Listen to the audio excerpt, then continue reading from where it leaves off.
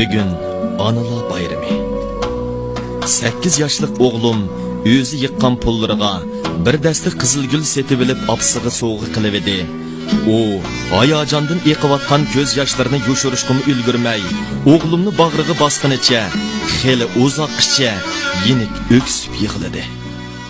Qancha kun o'ylanib setib olgan qimmat baholiq üzükümmi, uni buncha xushal qilib etmagan edi. Ayolimning hayajandan titrashlari, o'g'limga rozimanlik bilan boqqan mehrli ko'zlariga qarab, ixtiyorsiz onamning nursiz ko'zlari ko'z oldimda g'uva paydo bo'ldi. G'uva emas, ko'z chanoqlarimga to'lgan yoshlar onamning nurona, ajoyib mehribon ko'zlarini to'rlashtirgan edi. Balkim hasrat, pushaymon ichida qaragan ko'zlarim uningga hijolat bilan dodil tikilanmagandir. Ah, pushaymonga to'lgan hayot. Ah, ana, hayot bo'lsang eding koshki, qadringni bilmagan illiq bag'ringda qong'ichi uxlab olgan.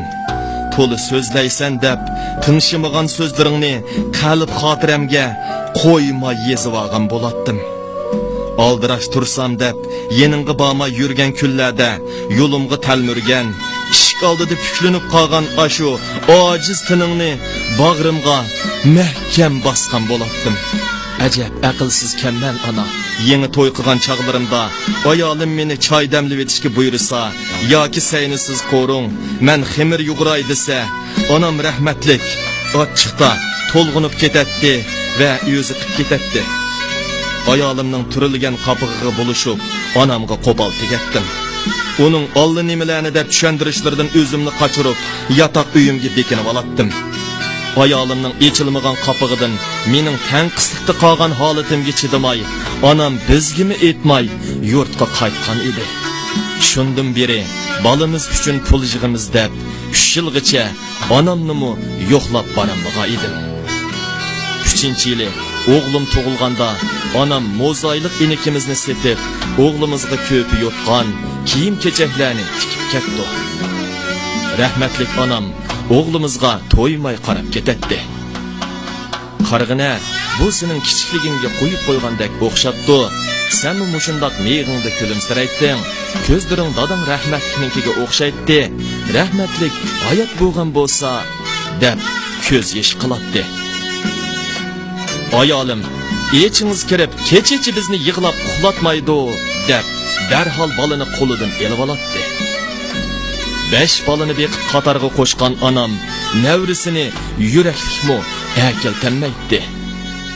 Lekin o'g'limga yenishlab muhabbatlik ko'zlari bilan qarab qanmaydi. Senmi mushunchilik eding, qiliqlaring heligicha ko'z oldimdan ketmaydi.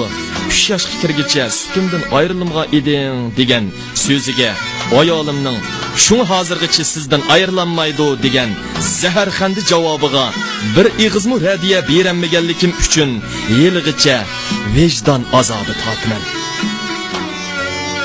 Esimda ana, kechalari balig'i qarishiman deb uyqusizlikdan ishigan ko'zlarimga qarab, "Yaxshi dam olmadinglar, sizlar ishlaysizlar, balig'i kechsi men qaray" degan edim. Amma analarga xos cheksiz kuyunish va mehribonlik bilan qilgan so'zingni ochiq bilan rad qilgan edim. Bu o'zimning nodonligimmi va yoki ayolim uchun xizmat ko'rsatganimmi bilmadim. Mana endi seni aslab hasrat bilan tortyapman ana. Hozir bilsam, mana yuragingning bir parchasi, hayotingning ayrilmas bir qismi bo'lgan, men o'g'lingning jafo chekishni ko'rishni xohlamay qilgan mehribonligingkan ana. Seni ayolimni yaxshi ko'rmaydi deb xato ayblaganman. Muhabbatni tushunmaydi deb ranjitibkanman. Endi bilsam, dunyodagi hamma muhabbat onaning qalbida ekan.